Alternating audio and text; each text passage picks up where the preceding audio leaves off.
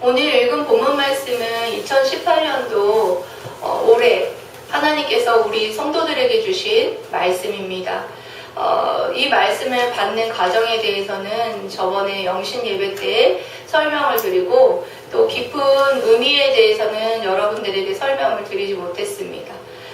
그래서 오늘 이 시간에는 올해 하나님께서 주신 이 말씀이 우리에게 어떤 의미를 갖고 있고 하나님께서 또 우리가 올해 어떻게 살아가기를 원하시는지 함께 은혜 나누면서 여러분들이 이 말씀의 깊은 의미들을 여러분 마음에 새기면서 올 한 해는 정말 하나님께서 우리가 어떻게 살기를 원하시는지 깨닫고 결단하는 시간들이 되시기를 축복합니다.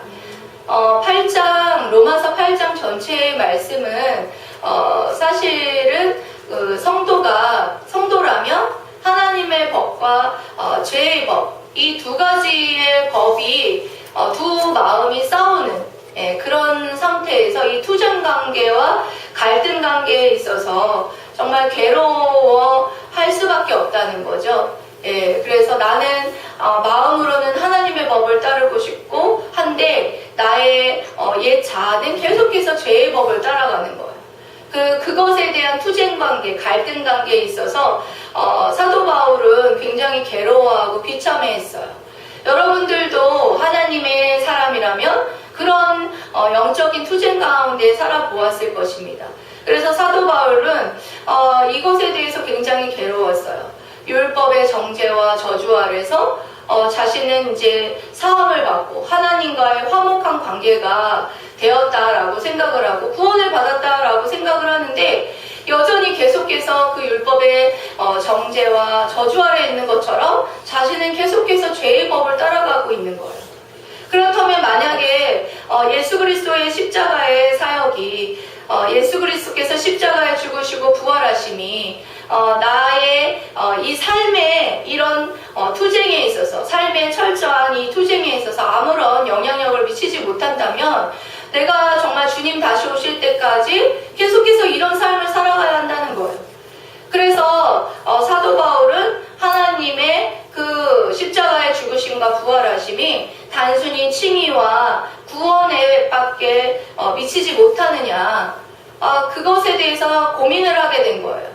이것이 만약에 나의 의롭다 칭함받는 것, 구원받는 것 이것으로 끝난다면 나는 계속해서 이 죄의 법에 순종하는 나의 옛 자아 때문에 계속해서 어떻게 해요?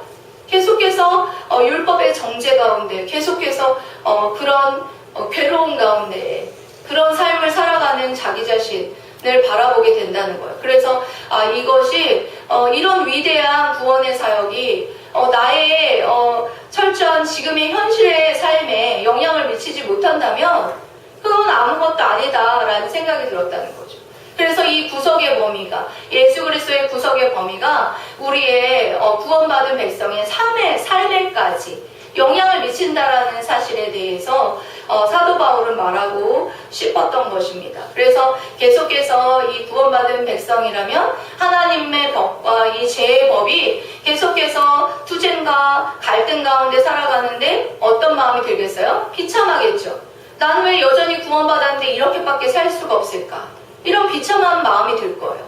그런 비참함에서 건진받는 데 있어서 어떻게 건진받을 수 있는지에 대해서 오늘 본문 말씀은 우리에게 말해주고 있다는 거예요. 여러분들 분명한 것은 구원받은 자라면 분명한 이 두 마음의 싸움이 있다는 거예요. 여러분들이 구원받은 자라면 분명하게 이 영적인 투쟁이 있다는 거예요.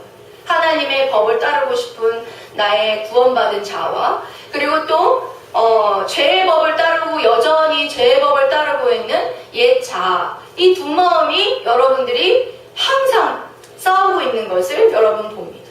어때요? 하나님의 말씀을 들을 때에도 하나님의 말씀에 집중해야 되는 마음과 집중하지 못하게 하는 그 마음 그리고 또 이 예배 자리에 나올 때도 어때요 여러분? 예배 자리에 나올 때 기쁜 마음으로 나와야 되는 마음과 기쁘지 않은 마음 이 두 마음이 막 싸우는 거예요.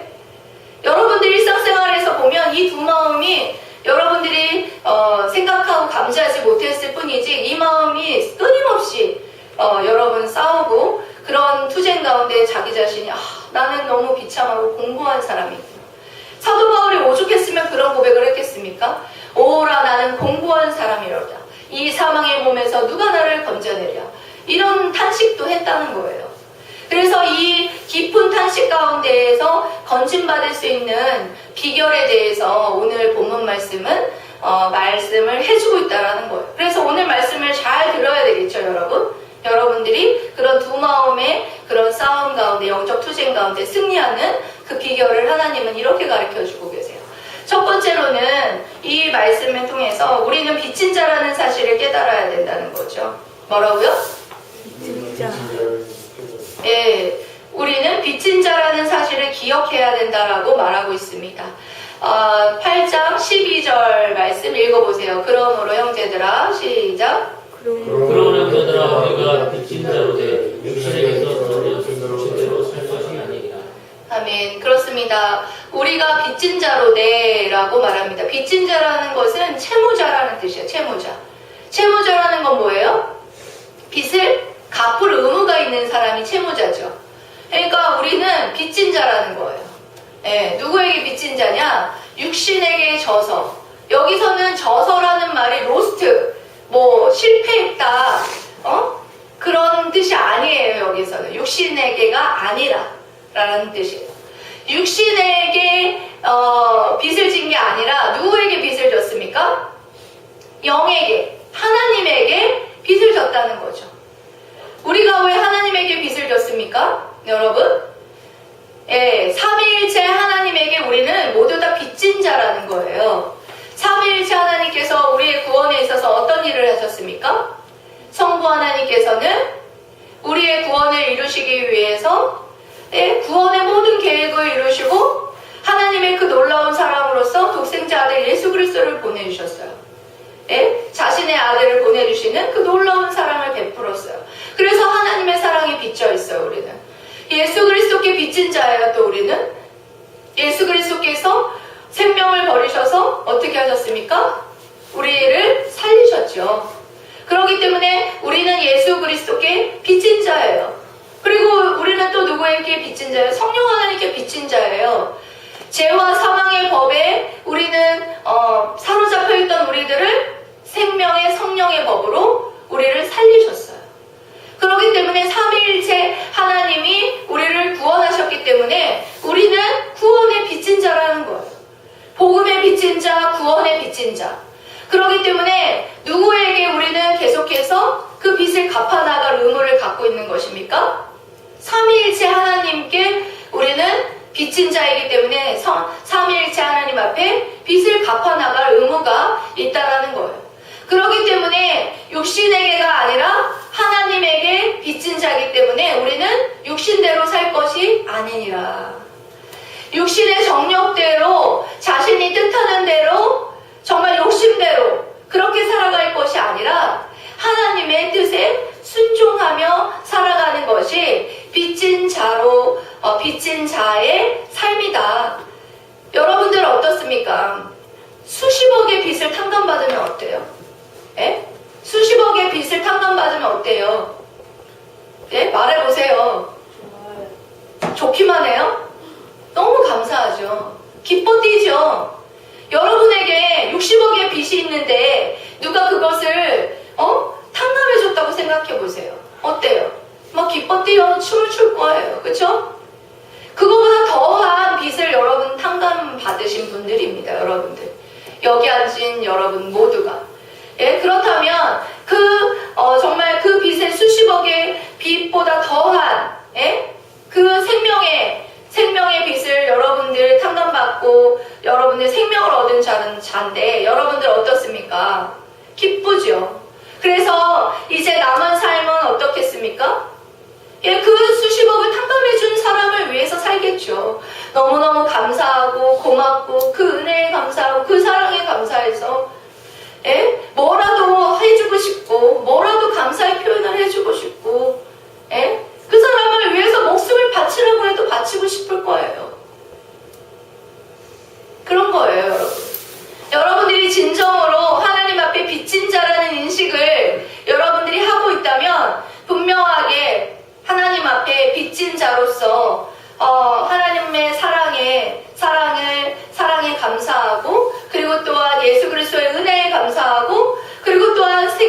성령의 법으로 나를 이끌어 주신 그 성령 하나님께 감사해서 계속해서 하나님의 뜻대로 하나님의 말씀에 순종하면서 살아가고 싶어지는 것이 당연하다라는 거예요.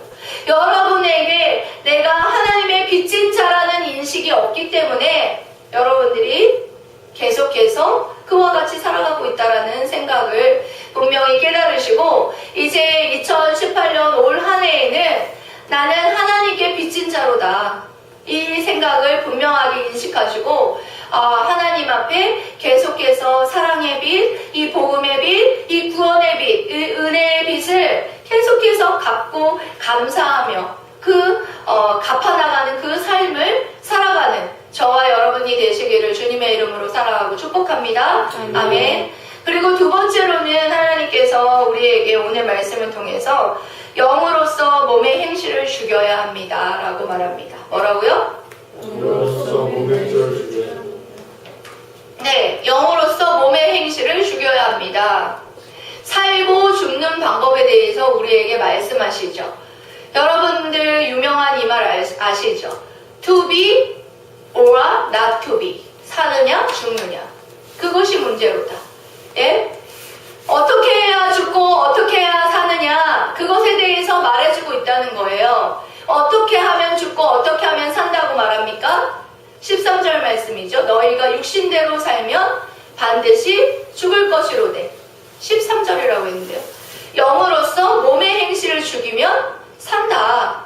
이렇게 죽고 사는 방법에 대해서 말해주고 있어요. 여러분들 어떻게 하면 죽는다고요? 육신대로 살면, 육신의 정욕대로 계속해서 죄를 향하여서 나가는 죄의 법에 순종하고, 죄를 향하여서 정말 내가 하고 싶은 대로, 내가 정말 하고 싶은 대로 정욕대로 그렇게 육신대로 살면 반드시 죽을 것이라. 여기서 죽을 거라는 것은 육신적인 죽음만 해당하는 것이 아니에요. 영원한 죽음에 해당하는 거예요. 영원한 죽음, 영원한 영벌. 결국에는 육신대로 살다 보면 정말 그 죽음, 육신의 죽음을 맛볼 뿐만 아니라 어떻게 할 수 있어요? 하나님과의 관계가 소원해주셔서 결국에는 영원한 영벌에 처할 수밖에 없다라는 말을 해주고 있는 거예요. 그런데 여기에서 살 수 있는 방법에 대해서 말해주죠. 어떻게 하면 산다고 되어 있습니까? 몸의 행실을 죽이면. 몸의 행실을 죽인다라는 것은 삶 가운데 계속해서 죄를 죽이는 것, 그것을 상징하는 거예요. 계속해서 죄를 향해 나아가는 나의 모든 행실과 내 모든 마음들을 죽이는 것. 여기서 죽인다라는 말은 다나투테라는 그런 헬라어를 사용했어요. 다나투테라는 것은 현재형을 사용했거든요. 그건 뭘 말하느냐? 일시적으로 한 번 죽이고 마는 게 아니라는 거예요. 현재형을 사용했다는 것은 계속해서 죽이는 것을 말하는 거예요. 계속해서. 날마다 죄를 죽이는 삶을 살아가는 것이 몸의 행실을 죽이는 거라고 말하고 있어요. 여러분, 그래서 대사도 바울이 날마다 내가 십자가에서 죽노라 이렇게 고백했잖아요. 사도 바울이 왜 날마다 내가 죽는다고 했습니까? 사도 바울도 날마다 자신이 죄를 향해서 나아가는 자신의 육신의 정욕과 정말 옛 자아의 본성을 따라서 나아가는, 정말 죄를 향해 나아가는 자신의 마음을 알았어요. 그래서 계속해서 그 죄의 마음을 죽여달라고 날마다 내가 십자가에서 죽노라. 날마다 내가 죄를 향해 나아가는 이 마음을 죽여주십시오. 하나님을 기쁘시게 하지 않는 이 마음과 이 행실을 죽여주십시오. 그렇게 날마다 그렇게 고백했다는 거예요. 여기에 보면 이렇게 여러분 몸의 행실을 날마다 이렇게 죽임으로 죽이는 건데, 이 죽이는 것이 여러분들 어떻게 죽일 수 있다는 거예요. 어떤 긍욕적인 행동이나 행위로, 고행과 뭐 이런 걸로 죽일 수 있다는 거예요? 그런 거 아니에요. 긍욕적인 행동과 어떤 그런 것으로 인하여서 그런 몸의 행실을 죄를 향해 나아가는 그런 죄의 법을 죽일 수 있는 것이 아닙니다. 뭘 통해 통해서 할 수 있다는 거예요? 영으로서. 뭘로써? 영으로서. 성령 하나님께서 역사하시고 성령 하나님께서 도우셔야 하지만 이 몸의 행실을 죽일 수 있다는 거예요. 여러분들 이렇게 할 수 있는 거는 뭐예요? 하나님 앞에 날마다 기도해야죠. 하나님, 나의 이 몸의 행실을 죄를 향하여 나아가는 이 마음과 이 행실을 죽여주십시오. 제가 예전에 여러분들에게 이런 말 한 적 있죠. 저는 아침에 일어나자마자 이렇게 기도한다고. 성령 하나님이시여, 저의 마음에 있는 모든 자아를 하나님 죽여주시고 오늘도 성령 하나님께 복종하게 해주십시오. 이런 기도를 하고 출발한다고 제가 말씀을 드린 적이 있었습니다. 왜? 저는 너무 의지가 약하거든요. 저의 힘으로는 성령 하나님 앞에 순종해서 이 죄를 향해 나아가는 몸의 행실을 죽일 수가 없거든요. 이것을 저는 알고 있었습니다. 그렇기 때문에 하나님 앞에 날마다 이렇게 기도했어요. 하나님, 저는 저의 힘으로는 이것을 하나님 죄를 향하는 육신의 몸을 죽일 수가 없어요. 하나님 아버지께서 저를 도와주셔야지 죄를 향해 나아가는 이 마음과 행동을 죽일 수가 있습니다. 하나님 죽일 수 있도록 하나님께서 죽여주시고 육신의 모든 나아가는 모든 생각과 마음과 행동을 죽여주시고 성령의 열매를 맺을 수 있도록 도와주시옵소서. 이런 기도를 했단 말이죠. 이런 기도를 올릴 때에만이 여러분들 어떻게 할 수 있어요? 성령 하나님이 역사하시고 성령 하나님이 우리를 복종케 하시고 육신의 모든 것들을 죽이게 하신다는 거예요. 여러분 기억하세요. 성령 하나님께서 육신의 죄를 죽이십니다. 그래서 성령 하나님 앞에 뭐 할 때? 의지할 때. 성령 하나님을 의지할 때 분명한 건 어떻게 할 수 있답니까? 살 수 있다는 거예요. 성령 하나님 앞에 이 모든 것을 내어 맡기고 몸의 행실을 죽여달라고 하나님을 의지할 때 우리는 살 수 있다. 여기서 산다는 것은 영원한 영생을 말하는 거예요. 영원한 영생. 영원한. 예수 그리스도와 함께 누리는 그 구원. 일시적인 구원이 아니라 영원한. 영원한 구원에 들어갈 수 있다라는 것을 우리에게 말해주는 거예요. 죽느냐 사느냐 이것이 문제로다. To be or not to be. 뭐예요? 영으로서 몸의 행실을 죽이면 산다는 거예요. 여러분 올해는 여러분들 또 한 가지 여러분들 기억해야 될 게 있습니다. 뭐냐? 영으로서 마음의 생각을 마음의 변화를 구하고 뭘 구해요? 마음의 변화를 구하고 생각과 가치관의 변화를 구하라는 거예요. 왜 세상 사람들하고 똑같습니까, 여러분? 왜 똑같아요? 마음이 변화되지도 않고 생각과 가치관이 변화되지 않아요. 여러분 그대로면 어떻게 합니까, 여러분? 성령께 기도하십시오. 성령 하나님께서 생각하시는 대로 생각을 따라서 생각의 변화를 구하고 성령 하나님의 마음 따라서 마음의 변화를 구하란 말이에요, 여러분.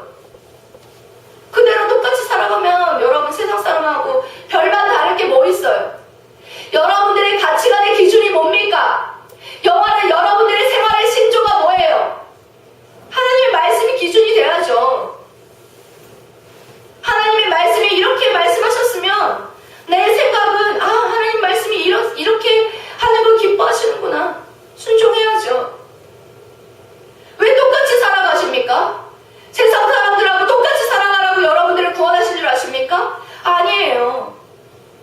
하나님의 생각 따라서 하나님의 마음 따라서 그렇게 살아가라고 여러분들을 구원하신 거예요. 그래서 모든 그 복을 누리라고. 그런데 여러분들은 똑같아요. 세상 사람들의 가치관을 따라가고 세상 사람들과 똑같은 마음을 따라가고 생각을 따라가요. 그렇게 살아가다 보면 여러분들 분명한 건 여러분 죽습니다. 오늘 여러분들에게 하나님이 올해에는 분명하게 영으로서 여러분들 몸의 행실을 죽이는데 그 몸의 행실을 죽이는 것은 하나님의 성령 하나님의 여러분 은혜를 구해야 돼요. 성령 하나님의 마음을 따라서 누구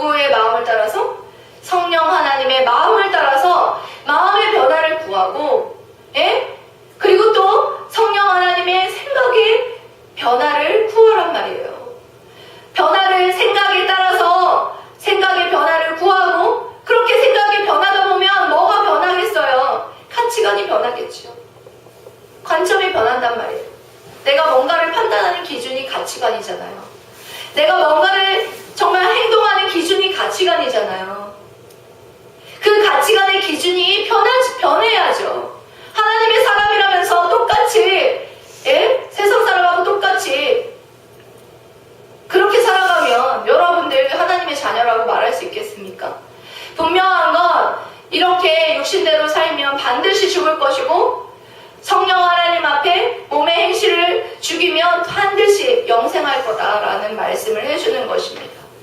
여러분 올 한 해에 여러분들 이 말씀 꼭 기억하시고 정말 내가 육신대로 살면 죽을 것이로되 성령 하나님 앞에 순종하면 몸의 행실을 계속해서 죽이는 방법은 성령 하나님을 의지하는 방법이고 그렇게 할 때만이 우리가 살 수 있다는 거예요. 영으로서 마음의 변화를 구하고 생각의 변화를 구하고 가치관의 변화를 구하면서 몸의 행실을 죽여달라고 성령 하나님 앞에 그렇게 해서 여러분 그렇게 하나님 앞에 기도하고 간구할 때 하나님께서 역사하시고 여러분들을 도우실 줄 믿고 여러분들도 올 한 해 그렇게 하나님의 도우심을 역사하심을 구하는 여러분들이 되시기를 축복합니다. 아멘. 계속해서 세 번째로는 하나님께서 이 말씀에 대해서 이렇게 말합니다. 성령 하나님의 지배를 받는 자가 되어야 합니다. 뭐라고요? 성령 하나님의 지배를 받는 자가 되어야 합니다. 라고 말합니다. 14절에 어떤 사람이 하나님의 아들인지에 대해서 설명을 합니다. 예, 읽어보세요. 시작.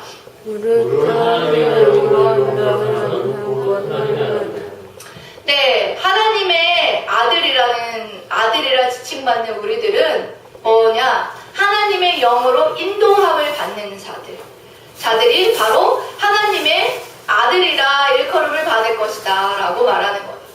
그러니까 하나님의 아들이라는 것은 뭐예요? 예? 혈통적으로, 종교적으로 어떤 형식을 갖췄다고 해서 하나님의 아들이 된다는 게 아니에요. 뭐 하는 사람만이? 예? 하나님의 영으로 인도함을 받는 사람만이 하나님의 아들이라는 거예요. 하나님의 자녀라는 거예요. 반대로 말하면 뭐예요? 하나님의 자녀는 하나님의 인도함을 받는 자라는 거예요. 예. 그러면 여기에서 하나님의 영, 여기 13절에 영으로서를 구체적으로 설명해지는 게 바로 14절의 말씀이에요. 14절에 하나님의 영으로. 영이 누구예요? 하나님의 영이라는 거예요. 하나님의 영이 누구예요? 성령 하나님이라는 거예요. 성령 하나님을 다른 말로 제가 말씀드렸죠? 그리스도의 영, 예수의 영, 하나님의 영. 예? 이걸 다 성령 하나님을 지칭하는 호칭이에요. 하나님의 영으로 인도함을 받는, 인도한다라는 뜻은 뭘까요? 지배함을 받는다, 감동을 받는다, 이런 뜻을 갖고 있어요. 여러분. 하나님의 영으로 지배함을 받는 자들, 인도함을 받는 자들, 지배하는, 누구를 지배하는 것, 어떤 지배를 받고 있는 거죠, 여러분? 이 지배를 받는다라는 것은 지배를 받을 수 있는 상태, 아무나 지배를 받는 게 아니에요. 술을 취한 사람은 누구 지배를 받습니까? 술의 지배를 받는 거예요. 성령의 지배를 받는 사람은 뭘로 가득한 사람이죠? 성령에 충만한 사람. 성령에 충만한 사람이 성령의 지배를 받는 거예요. 예. 주인이 누구냐에 따라서 지배받는 차원이 다르죠? 예. 여러분, 그렇습니다. 제가, 예전에도 성령의 충만함에 대해서 설명을 한 적이 있었어요. 성령의 충만함이라는 건 뭐라고 했습니까? 어떤 물질적인 어떤 가득한 상태를 말하는 게 아니라 뭐 하는 상태? 하나님의 지배를 받을 수 있는 상태. 예? 그런 상태가 성령 충만한 상태라고 그랬어요. 성령 충만함을 어떻게 받을 수 있습니까, 여러분? 예? 그냥 받을 수 있어요? 성령 충만 이러면 성령 충만이 옵니까? 예? 말해보세요. 성령 충만은 그냥 그렇게 성령 충만만 한다고 해서 오는 게 아니에요. 성령 충만은 말씀과 기도가 동반될 때에 올 수 있는 거라는 거예요. 말씀과 기도가. 하나님의 말씀을 읽고 그리고 말씀을 묵상하고 말씀을 암송하고 그리고 말씀을 붙잡고 기도할 때 어떻게 할 수 있습니까? 나의 옛 자아는 죽고 생명의 성령의 복, 성령 하나님 앞에 복종할 수 있죠. 성령 하나님의 음성에 예민해져요. 여러분들 제가 하나님의 어떤 음성과 하나님의 뜻을 굉장히 잘 분별하고 따라가는 것에 대해서 되게 신기해하죠. 여러분들 신기할 것 없어요. 여러분들은 다 그렇게 될 수 있습니다. 다른 방법이 없어요. 저처럼 하나님의 말씀 많이 읽고 기도하는 시간 많아지면 여러분들 하나님의 음성을 하나님의 뜻이 무엇인지를 알게 되고 여러분들 성령 충만한 상태가 되기 때문에 굉장히 영적으로 예민해지고 분별력이 생겨요.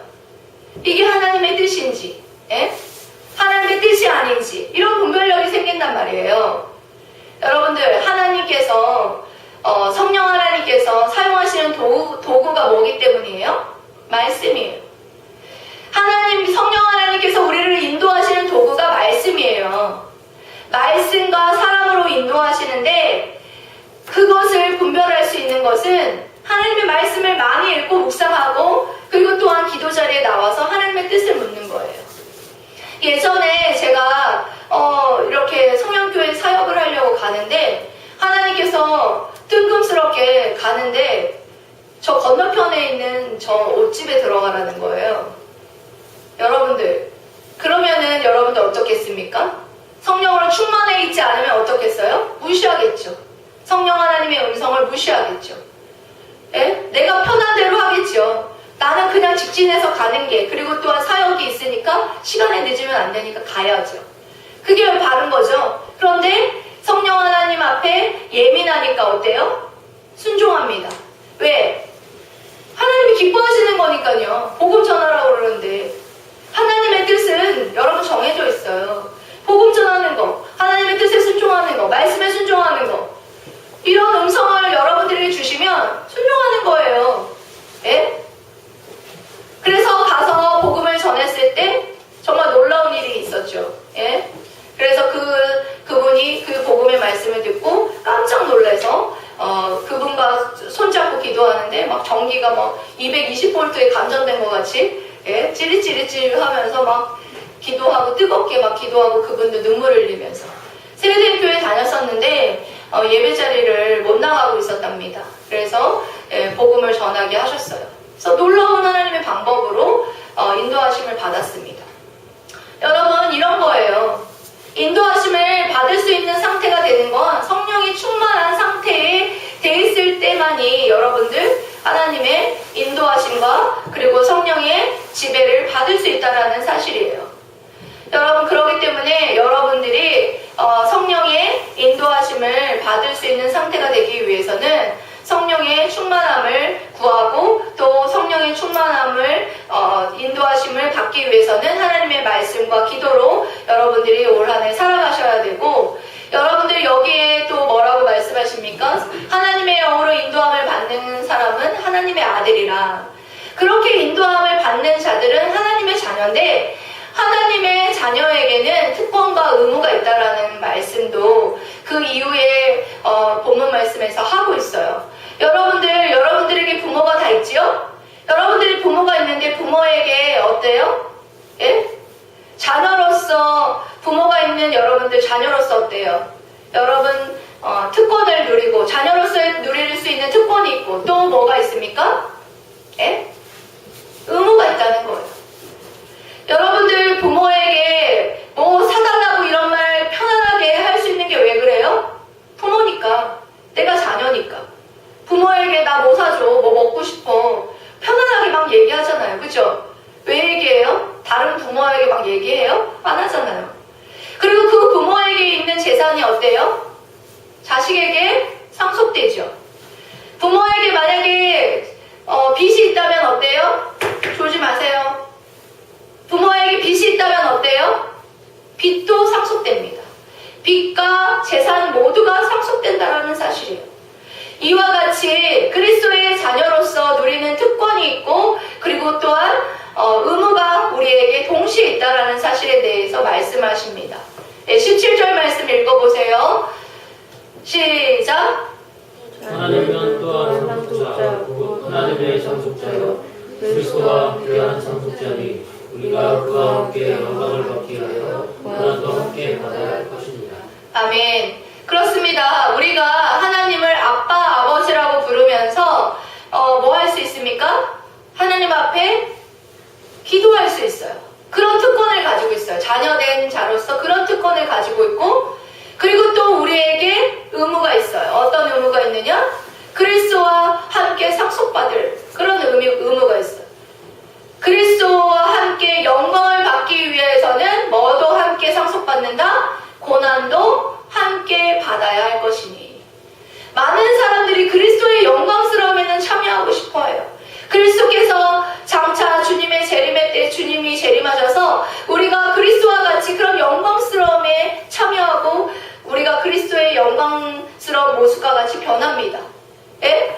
그런 영광스러움에는 참여하기를 원하면서 그리스도께서 겪으신 고난에 대해서는 분명한 그 고난에 대해서는 함께 하고자 하는 마음이 없다라는 사실이에요.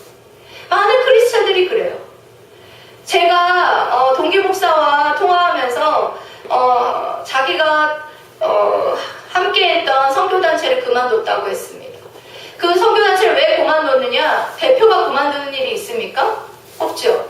그런데 거기에 있는 사람들이 이제 정말 무책임하게 사명도 없이 그렇게 습관적으로 그렇게 생활하려고 하는 그들에게 이렇게 살면 안 된다. 우리가 사명을 가지고 정말 성도들을 일으켜야 되고 청소년들에게 정말 사명감을 가지고 사역해야 된다. 그렇게 말했는데 그들이 우리는 그냥 그저 그렇게 이렇게 살고 싶다. 네? 순종하고 싶지 않다라고 말을 했다랍니다. 그러면서 덧붙여서 그 목사가 하는 말이 지금은 교회가 사명자들을 키워야 됐다라고 말을 합니다. 지금은 그렇게 고난을 감당할 만큼의 사명자들이 너무나 희박해져 가고 있는 시대를 살아가고 있다라고 말하고 있는 거예요. 여러분, 초대교회의 그 사도들이 그들이 40에 하나 강한 매들을 맞으면서도 어떻게 했습니까? 또 복음 전하러 나갔잖아요. 그 고난을 그렇게 기쁨으로 감당할 수 있었던 것은 무엇입니까? 제자니까, 자녀니까, 그리스도의 영광스러움에 참여할 자라면 그리스도의 고난도 함께 상속받아야 되는 존재라는 사실을 알았기 때문이에요. 여러분들, 여기 있는 우리 사랑하는 물들목사 성도 여러분들 사명자로 일어나십시오. 그리스도의 영광스러움에 참여하고 싶다면 그리스도의 고난의 영광스러움에도 참여하란 말입니다. 여러분, 그냥 고난이 아니에요. 고난의 영광스러움이에요. 그건 그냥 여러분 그리스도의 고난을 패스하고 그냥 그리스도의 영광에만 참여하고 싶다. 절대 그럴 수 없습니다. 그리스도의 고난에 영광스러움에 참여하지 못한 자는 그리스도의 영광에도 참여할 수 없는 자예요. 그것을 여러분 기억하시고 오늘 올 한 해 하나님께서는 우리가 하나님의 자녀답게 살아가기를 원하십니다. 하나님의 자녀란 뭐라고 했습니까? 혈통적으로 종교적인 형식만 갖췄다고 해서 여러분들이 하나님의 자녀가 아니라고 했어요. 계속해서 성령의 인도하심을 받는 자가 뭐예요? 하나님의 자녀라는 거예요. 여러분들이 하나님의 자녀라면 성령의 인도하심에 계속해서 여러분 순종하여서 이 고난의 영광스러움에도 참여하는 그런 사명자들로 세워지기를 하나님께서는 누구보다도 바라신다는 사실을 기억하고, 성령 하나님은 어떤 하나님이십니까? 예? 성령 하나님께서는 우리의 육신을 굴복시키는 하나님이시요.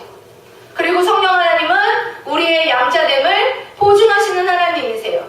성령 하나님은 우리의 기업을 보증하시는 하나님이십니다. 그리고 성령 하나님은 우리의 연약함을 도우시는 하나님이세요. 이 성령 하나님이 어떤 하나님이신지 분이신지를 여러분 분명히 아시고 성령 하나님이 올 한 해 여러분들 인도하시기를 바라신다는 거. 여러분 2018년도 어떤 계획들을 세우셨습니까? 여러분 어떤 계획들을 세우셨어요? 잘 먹고 잘 살고 부자 되는 뭐 그런 계획들을 세우셨어요? 예? 올 한 해 여러분들 분명하게 오늘 2018년도 물된 동산 교회에 주신 표 성령 하나님의 인도하심에